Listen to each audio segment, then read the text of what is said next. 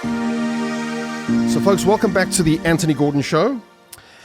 If I had to think in my mind's eye before we launched this podcast, the kind of person that personifies the show, I would say it's our very, very special guest, Lyndie Benson. Why?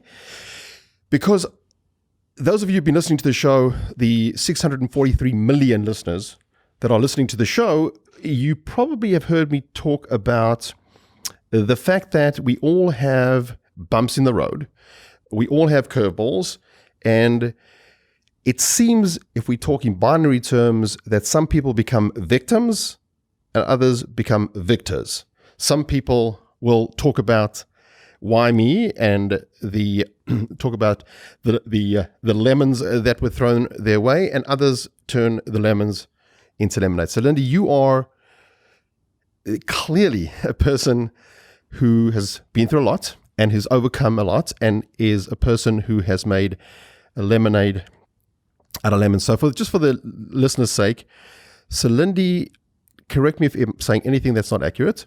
Trained really as an actress, lived most of your life primarily, and you'll correct me if I'm wrong, in the Malibu community. I grew up in LA. In LA. A lot of the folks that you're really close to are, high profile personalities in the entertainment industry. Spent almost 30 years married to Kenny G, who, people would probably know as one of the most famous saxophonists in the world. And here's the part that I want to focus on. Close to 3 decades of being married to a man, and then the wheels come off. And the marriage hits an oncoming train. At that point in time, it's very tempting to huddle up, put the blanket over your head, and say, you know what? I'm sort of middle-aged. I've earned my stripes. I'm done. So not only have you not done that, but you've launched Bleusalt, which is slowly becoming just an unbelievably, it's become a huge fashion brand. It's gone viral, and all of this pretty much just based on online word of mouth. Yes. So if you can, for the sake of our listeners, give us a sense of 2 of the points that I touched on, and that is, in your case, it was, a marriage that was, it was dissolved. Tell me about the weeks and months that you had to wake up with sort of this hole in your stomach, having faced clearly one of the biggest traumas that anyone faces. And if you look at the Maslow hierarchy or anything in terms of stress, and divorce is up there. Mm-hmm. Walk us through how you felt, and then how did you segue from being really one of the lowest ebbs of your life to spearheading one of the most incredibly popular, creative fashion brands that is just terrific? Thank you so much. Well, I'm so flattered by all of that, but I think, it was pretty harsh. Clearly, I needed some lessons, but so I would say that I found myself in this really blank. I'm a creative person. Yep. I have tons of creativity, and I found myself being blank. Wow. Which is, for a creative person, there's nothing worse than sort of being neutralized. I had no ideas. Nothing was coming. It was the strangest thing. I thought maybe this means I'm going to die. Everything's over. It really was. It really felt final, and I couldn't find the light. Is it because it was the shock of? Is it because you felt shame? Is it because? No, it's because I put every ounce of my energy into Kenny in his career, and then our family. Right. And then that was over. Wow. So I had no idea what I was about to do. I just had no idea what I was going to do next. It's amazing. So instead of it was kind of a strange thing because I had moved out of my house that I'd been in for 20 years, and I was sitting there at this other house with blank, and I made a choice that I wouldn't get busy and try to fill that up. That I would really sit there and allow the sort of the wound to heal, and not make an impulsive. Just to really go inward. Yep. Not outward and trying to fill it up. Not go and try and find another guy, and not go and try and go shopping and whatever. Not try to do anything. I don't know, and I don't know why I made that choice, to be honest, but I felt like I had to really come to, the answers, the real answers. I also had there was a lot of betrayal in there with things. There's lots of things that I was, trust-wise. So yeah, sure. I trusted therapists or other people or other things for my knowledge, let's say, or wisdom too much. And I wanted to really count on myself. That's an amazing observation. So the 2 points on that. Number one, did you have a support system when the wheels came off, or did you feel you've I think that one of the most altruistic, sort of selfless acts in everything that I read about you, and speaking with you, you put you sort of put your own personal aspirations in the acting world sort of on pause. That's a huge thing. Well, you got to understand at that time. So at that time I was like 21, 22 years old. Kenny was 27. And so we're like young, in our 20s, starting our careers off, and his took off. But when you married him, he wasn't Kenny G. I mean, not at all. But no, he wasn't famous or successful. He didn't make money at that point, really. Yeah. Let's say we had the same amount of money in our checking accounts, both of us, when we met anyway. But his career really took off. And when a musician's career takes off and they're a touring musician, he was on the road from then the whole time. So it's like, wow. I couldn't stay here and work on my career. I had to make a choice. So, and there was a clear moment of that I made that choice, which I wouldn't recommend again, but I wouldn't recommend that to anybody actually, to do that, which I made the choice because he said, you come, in other words, along on my journey and be part of my team. And for that, we're going to build this great life, and we're going to do all of this, together. But there was no way that you could independently pursue your own vocation. How could a marriage survive that if you were going to? It wouldn't have. Yeah. So I made a real choice at that point because I knew, that was it. It was like, do that or you're not going to be with that person. Yep. So I made that choice. I think it was a good choice. Well, you got. I just don't think it's a good idea to give your own thing up. But, it was a choice.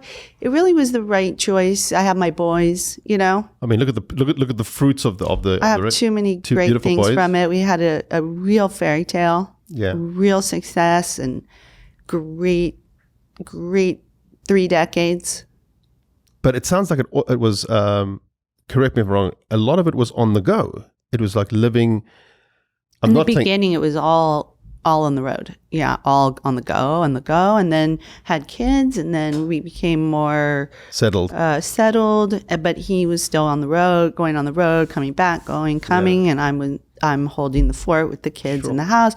That's a whole fortunate and unbelievably great thing I got to do. I didn't grow up that way, to be able to just not work and support my children and be there for them. I never experienced that with myself or anybody I grew up with. So for me, that was a great. So it sounds like your beginnings were pretty humble. Very tough. There's a pretty tough interview you can read about it. But yeah, I mean, I would say it was lacking. Here's what I know in some areas. It sounds like, and can I say things I assume that public knowledge from everything I read about you, and that's why you so personify one of the fundamental themes of why I launched this podcast, and I'll tell you that in a moment. I look at your bio and I see a person whose late father was a heroin addict. It sounds like he was not that functional, very limited in what he did. Very sweet man. Sounds like he lovable, but obviously, was very limited. He was brilliant, super creative, a magician, a musician, a funny actor. I mean, he was so great, but he was a drug addict. Yeah. He struggled with drugs his whole life.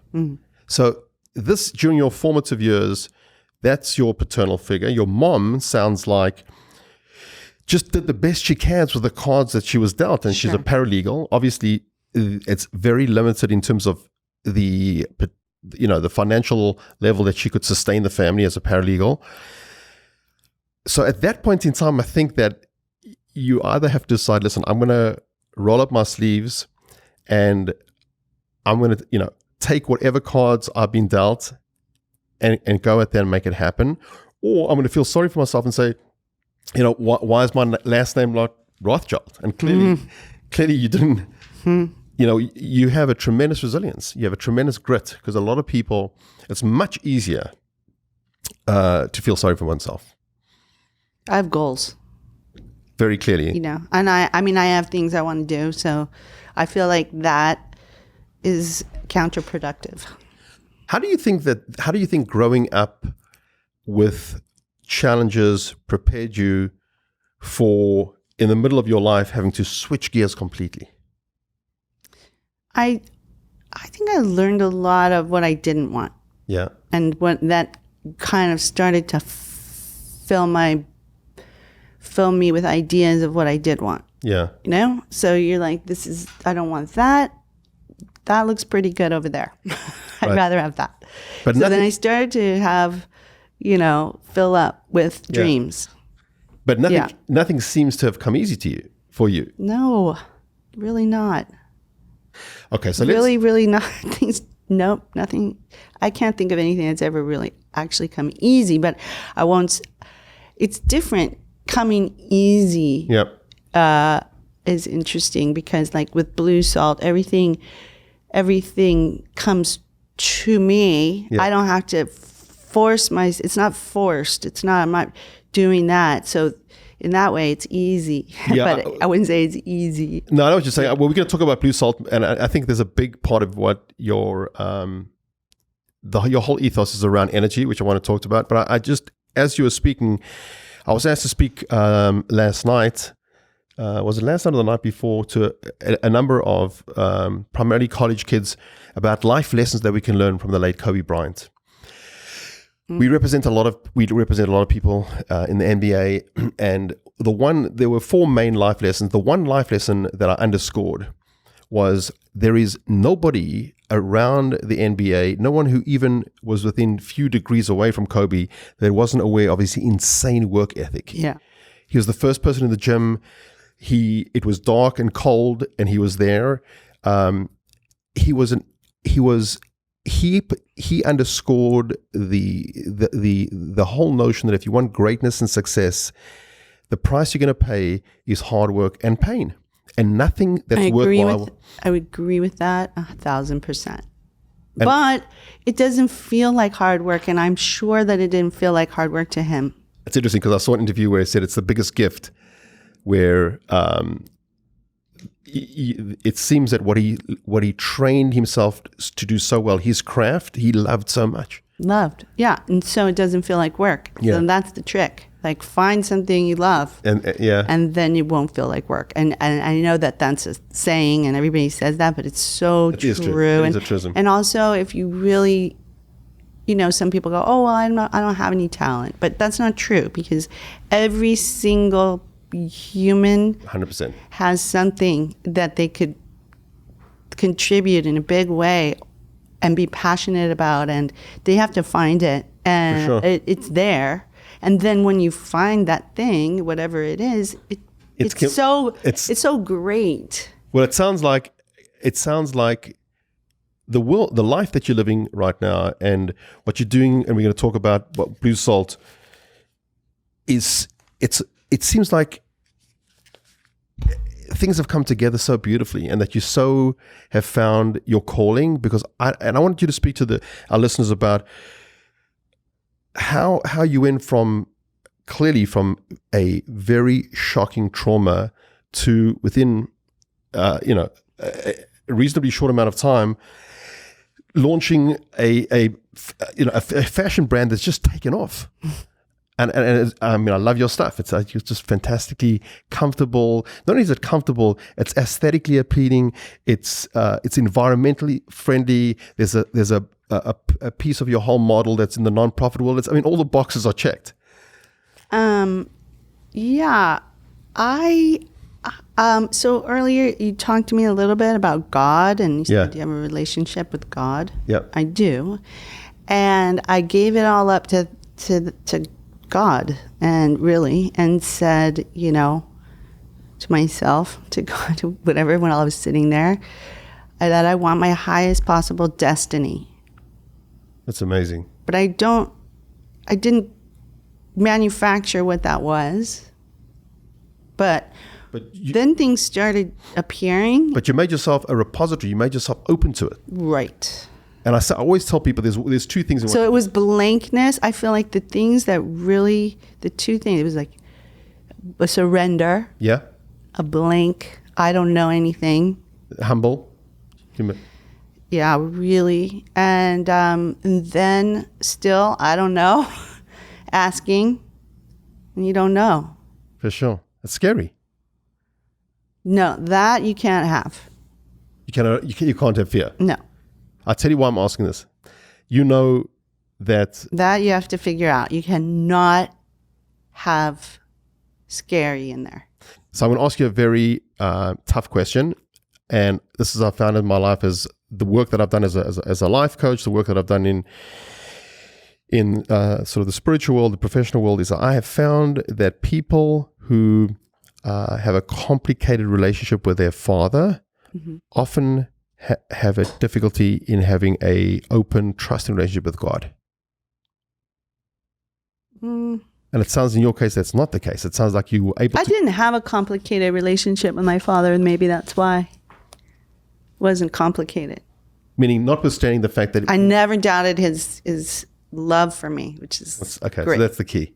I think. You just hit the nail on the head. Even if he struggled with drugs, or a person struggled with whatever vice, if you knew that you felt cared for and loved, then that's the way you're going to become hardwired about someone who's bigger and is sort of looking out for you, and that transcends and becomes the God. When you're thinking of God, if you're feeling the relationship with your dad was healthy and there was love, I get it. Then you can say, okay, Dad in heaven, so to speak, I'm a little lost. What am I supposed to do next? That's amazing. So, and there's another piece that you touched on, whether consciously or not, one of the most successful rehab programs in the world is the 12-step program.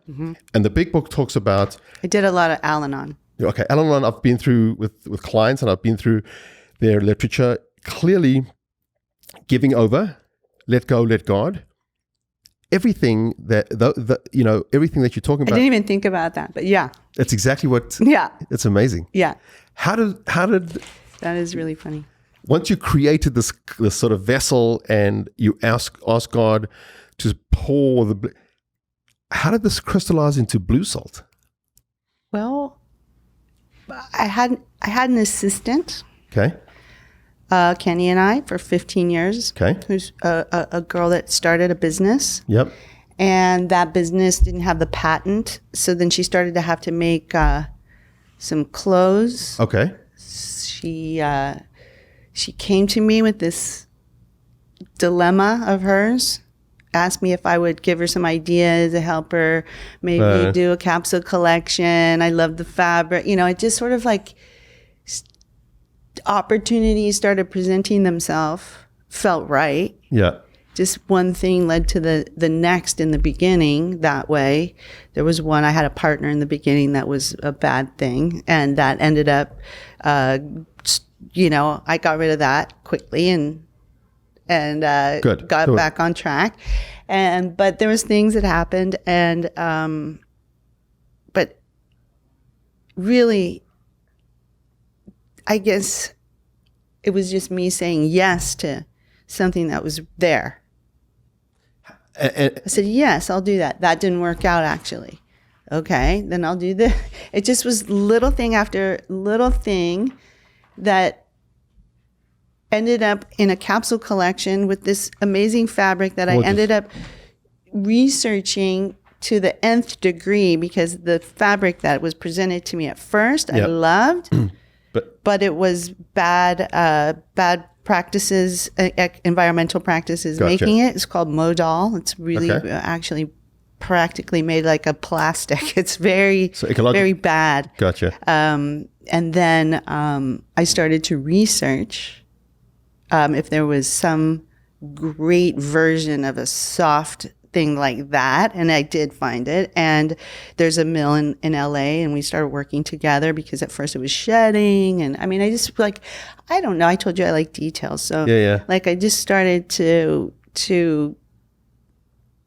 put one foot in front of the other, and then the next thing I know, really, I have a line of clothes, and that's really what happened. At what point would you say? At what point would you say, Lyndie, that I knew I had something and it was taking off? This is not just a fashion, a few things up for myself. There are people, my friends, really started to like it. And based on everything I know about you, your friends are public personas, so they weren't doing that just to support you and feel sorry for you. They obviously know. Yeah, they actually liked it. They loved the stuff. Yeah, they actually. So Patrick Dempsey. So tell me what happened with Patrick Dempsey. For instance, is the perfect,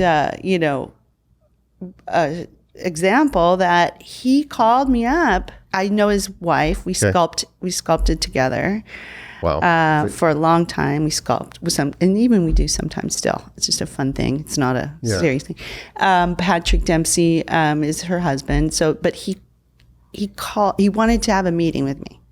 Fashion, about something I didn't even know what it was about. In the meantime, just so that for the listeners' perspective, were you, before you met Patrick and he started designing the menswear, which you're going to tell us, you were out there on Instagram, right? Me? With the fashion stuff that people could, how did people find out about it?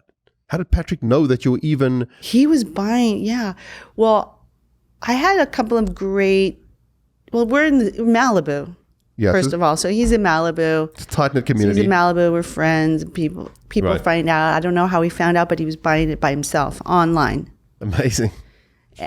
And wearing it. So like he went on himself and bought it himself, then wanted to have a meeting. So I said, okay, we have a meeting at the Soho House in Malibu. I show up and he has a big garment bag filled up. Of your stuff? No, of his clothes. Okay, of his clothes, yeah. And he goes, I have to, this is my work clothes that I like, and I want to only wear Bleusalt. Wow. So I want to talk to you about that.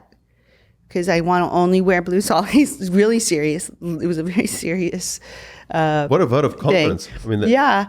And here's my clothes. So I have this blazer, and here's my polo shirt. And these are the only pieces that I wear. But I want to have them made out of this fabric. Was the attraction that it's comfy? Was the attraction the fact that it's environmentally friendly? Was the attraction for him was that he could travel on a plane and then get off the plane and go right to a meeting without changing his clothes. It's unbelievable. Literally, and just keep going. That's what he said. I just want to keep going. I just want to keep going day to night. I want to get off the plane. I want to go right to the meeting. I want to look good all the time. I want to be comfortable and look put together. He checked all the boxes of actually what I wanted for Bleusalt. Yep. And he said, well, what can we do? Can we do something? I said, well, let's get together with the pattern maker. And then that was the next step after that. It wasn't suddenly but things, it just kept coming together like a puzzle.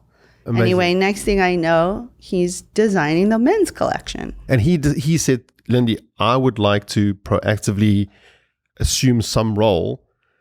Yeah. He just asked me. And he wanted to do it because he wanted to wear the clothes. Amazing. And the truth is, everything that I've researched, I don't think that at least I didn't see anything else out there which had the following. A, as you said, the comfiness, the kind of aesthetic look where you can walk into a meeting, or you could just hang around the beach. It's very unusual to have all the elements in place where it's like a chameleon. It just changes with you. Yeah, I think I know there's athleisure. Right. That's a thing where you look super cool and you're casual, yet it's huge in the professional athletic world. Yeah, it's so great. Like it's so cool. Like Off-White, yeah, right. all of those cool brands. That's athleisure. I feel like this is actually a different category. So I call it elevated athleisure. I think it is. Because it's comfortable and it looks good. Of course, you can lounge around in if you want to, but the idea is that you go out in it, but it doesn't look like at all like athleisure. Not it at looks all. like, it's much higher end. Yeah, it looks like designer. One of my favorite inspirations is like Loro Piana. Okay. I love Bamford. I love Hermes. I like really expensive, super fine things. You clearly have very good taste. I have good taste. I do. I always have had like really good taste. Even when I was little, my mom would always say, "You can't have this taste. It's too much." Like, no, you're a classic. No, what she said, you have a beer pocket and champagne taste. When I came down to get you in the valet parking, it's amazing how a person like you sticks out, because you got class, Lyndie. I mean, it's just the way you present. There's a certain things that you. So let's march forward with this. You've now got household name type folks, Patrick Dempsey. You've got people who you close to in your sort of concentric circle, who, because they love this stuff, are supporting you. Cindy Crawford and other people who know you. 3, 5, 7 years from now, what's your hope? What's your dream? Where do you want to take this? Because you have all the ingredient in the world for this to become an absolute cult fashion. You really do. I mean, I just want everyone to look good and feel good. Everyone, anybody who wants it. So like, it's priced really well. Your price points it's sort of the $50 to $350 range, correct? 20 to 350. It's unbelievable. Yeah. Given what the quality. I think so too, because direct to consumer allows you to be really well priced. Being made in the USA is not easy to make that choice. It's expensive. And you consciously have done that so that you. Yeah. So Bleusalt is blue. Salt is the ocean, but putting it together, BLE, and it's USA in the middle, LT. I didn't even notice that. It says BLE, then USA. That's great. Because we're made in the USA. Only 3% of garments are made in the USA for a reason. Yeah, it's like really expensive, and but you do it. It's a choice. But you can walk tall knowing that there's not some 11-year-old kid in somewhere in the Far East. I know who's making these. Exactly. I know the people's names. I know them. I can go there, check on it. I can, Has this become your legacy? Is this become more? I think it's a baby. It's like a child, another child. How involved are your kids involved in the business at all? Not. Only in the fact that they'd say what they want to wear, because we're basics, and my kids, we all like basics. We're not like fashiony, trendy kind of outfits. We like certain basics. So like I just did an elevated hoodie, which is a zipper that goes all the way up. It looks so beautiful under a blazer and whatever. My son, he will only wear the regular hoodie. We are real basics, but they just tell me what they want. And am I correct in saying that's how they help? It's already been promoted through social media. I mean, which helps you keep the price points where they are, right? I mean, in terms of direct to consumer. No, I mean, I have, press on Bleusalt. I do have a publicist and press. Right. That's one thing. Marketing is another thing. And social media is another part. Right, So just between those three parts. But you're not looking at shelf space at Neiman Marcus. You're not looking at, so that's a completely different world. Yeah. It's a wholesale world. I just don't know that business. Not that I knew this one either. So I just don't know at that point. I'm not closed off, but I have a bandwidth issue at the moment because it's all me. It's a one-person show. Well, I have a great team, but it really is me, as far as being a CEO and a creative director and everything, the photographer, the designer, it's me doing all of that. So, yeah, I mean, I think if I took on the retail world, I just don't know. I just don't know about that yet. So I'll tell you an interesting fact. Soon after I got the call about you being on the show, I happened to be reading a bunch of statistics about the average age of quote unquote founders who launch businesses. And most people think of founders as early 20s, Silicon Valley. It's not true, Lyndie. The average, I don't have the research with me, but I believe the age was 41, which is a much older. But in your case, what you've merged is unbelievably unusual. You are considered a midlife entrepreneur. Yeah. And it's incredible what you've done, because what you've done is you've taken, I think, trendiness that clearly would resonate with the millennial generation, but in the same breath, there are people who are in the midlife type people, and somehow you've developed a brand and a feeling that touches on all different age cohorts. It's very unusual to do that in the business. Kids love it. Kids love it. And unisex. Mm-hmm. So here's what you've done. You haven't pigeonholed yourself into a specific age or a specific gender, or it's a huge achievement in the business world. Thank you so much. I think it's a good idea in your 20s to dive into something, or your 50s. Yeah, 100%. It feels actually better now to because I have the time. Mm-hmm. The kids are grown, and you also have all of your skills that you've learned all your life by now. So it's a great idea. It's amazing. You're 100% correct. And the truth be said, I mean, I can say this about my own life, but try this on for size. Am I right in saying that you couldn't have done this 30 years ago? I mean, you had to earn some stripes. You had to live some life before you got a sense of, this is my brand. This is who I am. This is my God-given talents that I'd like to. I think I could have done it.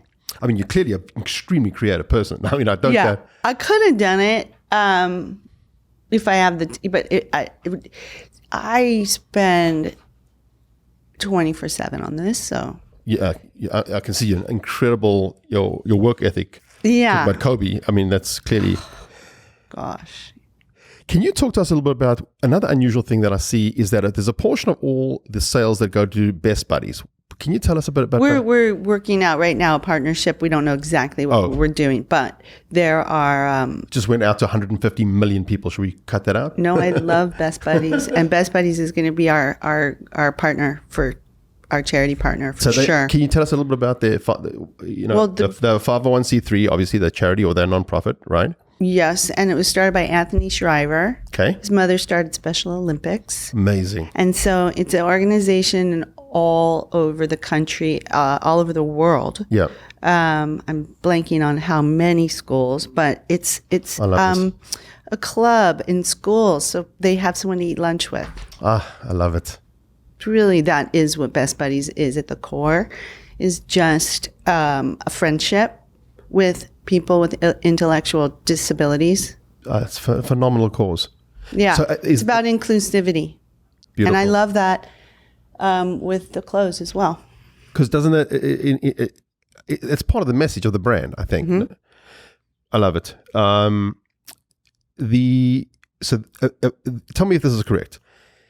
A portion of every sale goes to this nonprofit. B, you are manufacturing in the States specifically so that, none of these labor sweat factories somewhere outside the United States, some kids getting bashed for minimal wage, which is horrific. Thirdly, environmentally friendly in terms of the fabric. Yeah. Fourthly, it seems to be a fashion style that transcends every ages and genders. Classic. Lindy, you've nailed it. Ah. I think this is unbelievable. Well, I think if you listen, you really listen, things will come together in the right way. So I think you're right. I want to sort of tie this together with, I guess, two life mantras that are very much part of my life, and I often impart to try and help people who are going through things, and that is, tough times don't last, tough people do. And I think you're a tough person in the following way. You're obviously incredibly sweet. Your nature, it's very clear that you're not tough in terms of, taking people's heads off, but you're tough in terms of tremendous grit, tremendous resilience. The second adage or the maxim would be, often people say to me, Antony, I wish I could have done this X years ago. And so there's an idea of, when's the best time to plant an oak tree? Probably 20 years ago. When's the second best time to plant an oak tree? Right now. Right. Right now. Exactly. And I tell you. And also if they say, I wish I would have done that, it wouldn't have been right then maybe, So. For sure. Everything happens in the time it's supposed to happen, and I don't think you can do anything about that. Yeah, you can't push destiny. No. I tell you this, what I think you personify for the listeners, certainly for someone like myself, is that it's never too late. B, that in the winding road of life, while we don't know what's going to be around the next corner, if you keep an open eye, if you make yourself a vessel for good things, there's no reason not to believe that, as has happened in your case, you've got a whole second life, a whole new vista is open to you. I want you to be successful because you clearly are. You're a good person. You've overcome so much. You're the antithesis of a bitter person. So, for the sake of our listeners, how can they find out? Is there a website? What's the best way if people want to see your fashions, see what's, and what's the easiest way for them to buy stuff? Is it? It's online. We make it very easy. So they go to www.bleusalt, as in BLEUSALT.com. I assume it's very user-friendly website. We try to make it as user-friendly as possible. We've got the one-clicks. We've got everything the best we can. So it should be super easy. Yes, should be very easy. And anywhere in the world, correct? Yes. What do you hope that ultimately, and with this we'll wrap this up, do you ultimately hope that Bleusalt will have an exit down the road by some 800-pound gorilla, huge, I don't know, sport or life? It could be so many different, or are you just taking one day at a time? Yeah, I'm just building it right now. So I feel that, I'll just take it one day at a time. Lyndie Benson. I mean, I have goals. I have dreams. You definitely have goals. I have whatever. I think that I would limit it if I said at this point. So I like to leave it like giving it up, like I did before. I like to leave it like that. I like to leave it open for the highest destiny. Lyndie, I'll tell you the following. For so many people, and I have a feeling that I'm going to get feedback, for people who are in their midlife, or people who've had like we all do, have had doors slammed in our face and curveballs. You so personify the fact that that there's another chance out there, that it's never too late, that feeling sorry for oneself is probably not going to be the kind of ingredient for a successful, happy life? Well, here's the thing about that is if you're going to put, that takes a lot of energy That's interesting. to be upset and emotional and mad and bitter. It takes a lot of energy, but you could use all that energy and go forward instead. Amazing. That's a much better idea. So I wish for you only good things, that you should go upwards and forward, and that in the years to come, Bleusalt becomes I hope and pray, becomes a household name, and that there are many people that not only attire themselves with your beautiful garment, but also internalize some of your beautiful life philosophies, which I think would, if there were more Lyndie Bensons in the world, I think we would be living in a lighter place, and the world would be a better place. I know people have to go, in the rabbit hole a little, but the key, I think, is to get out of it. You can't just go, oh yeah, forget it, I'm just going to be positive. You can't. You have to. That's a very good point. Is that because they feel like, wait, I can't. It hurts too much or something. You can go there for a minute, but get out of there. So I think that's a good place to end, because I think that people don't allow themselves to mourn. Yeah, and that's You've got to allow yourself. It takes a while for the wound to heal, and then go forward. But don't. I think don't do one of two things. Either while you're still in the raw of the pain, pretend that everything's tickety, because that you can't kid yourself. Don't try to fill it up outwardly. Right. That's a beautiful, beautiful, beautiful thought, is that when we have a hole in our heart and we have the holes in our life, try and find your own internal Strength. Internal fortitude, your internal strength, and flex muscles that maybe beforehand you That's didn't. That's when you find them. Right. So, like, if you don't do that, that's a kind of a bummer. Yep. It's a missed opportunity there, because that's when you really have the energy to find it. Otherwise, if you're comfortable, you don't really look for it that much.